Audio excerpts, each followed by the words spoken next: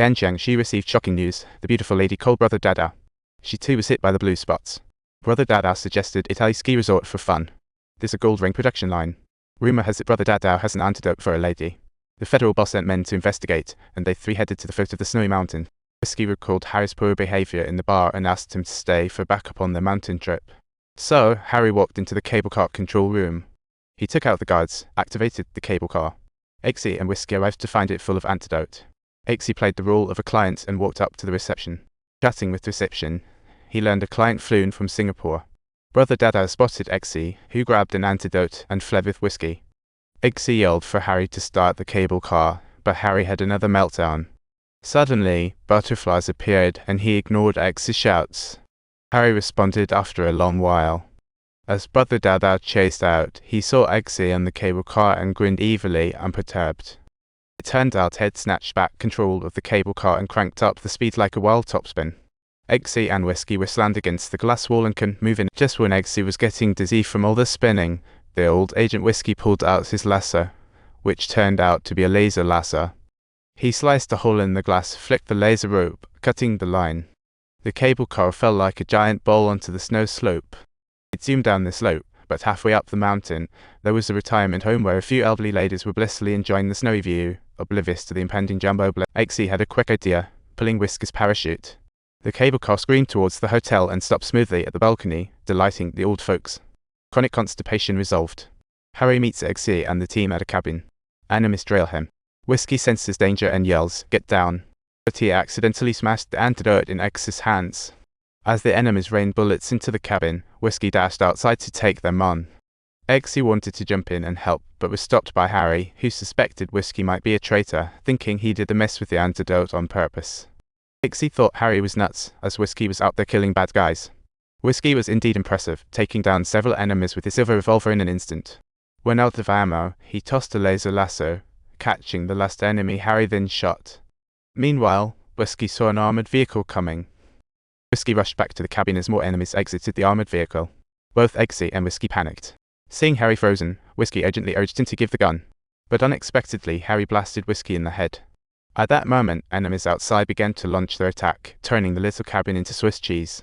Eggsy was devastated. His good friend was just shot down by Harry, leaving him in utter despair. Eggsy felt so down.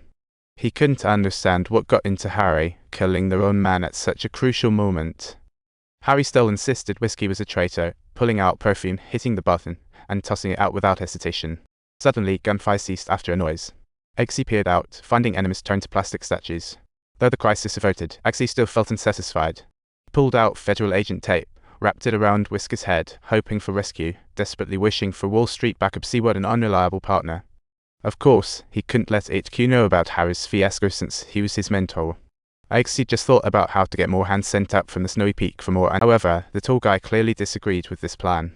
As he hopped on his helicopter and flew away, he pressed a button that instantly blew the whole factory into smithereens. Although they didn't get the antidote, Eggsy informed Gan Jiangxi that they had a client in Singapore within the Gold Circle who might just have some leads. Sure enough, Gan Jiangxi and Merlin found out the location of the female drug lord through the client in Singapore. Hidden in Cambodia's jungles. Beautiful land about to burn, people showing blue spots. To manage these peasant folks, beautiful land had them all caged like livestock. Eggsy got a call from his girlfriend, thinking she wasn't mad anymore, only to find her face covered in blue spots. Eggsy panicked, wanting to fly to Cambodia immediately to get the antidote and save her.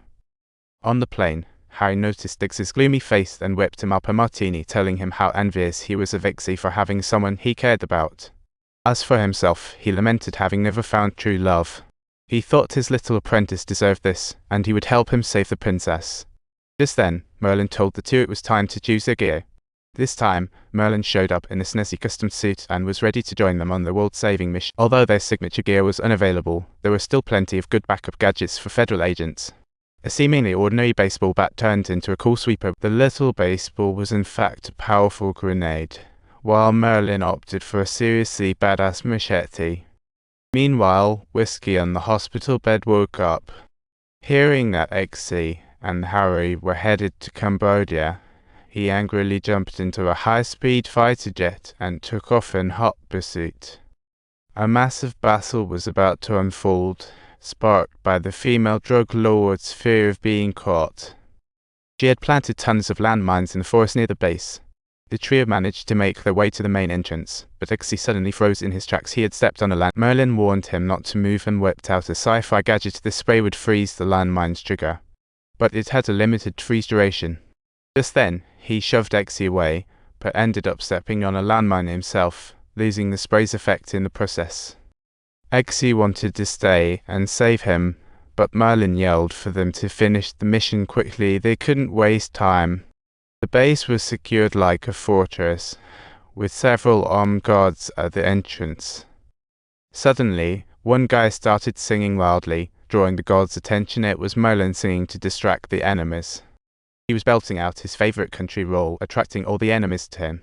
Then he looked back at his comrades, seemed to let go, and made the ultimate sacrifice. Eggsy and Harry rushed inside, driven by anger and grief, with intense emotions. Harry swiftly grabbed a gun and, without hesitation, stormed into the base. Harry blasted away at the enemy, while Eggsy took cover behind him, pulling out his briefcase that transformed into a heavy machine gun. The enemies were in chaos. Eggsy's briefcase shoots bullets and launches missiles. Subscribe for more thrills.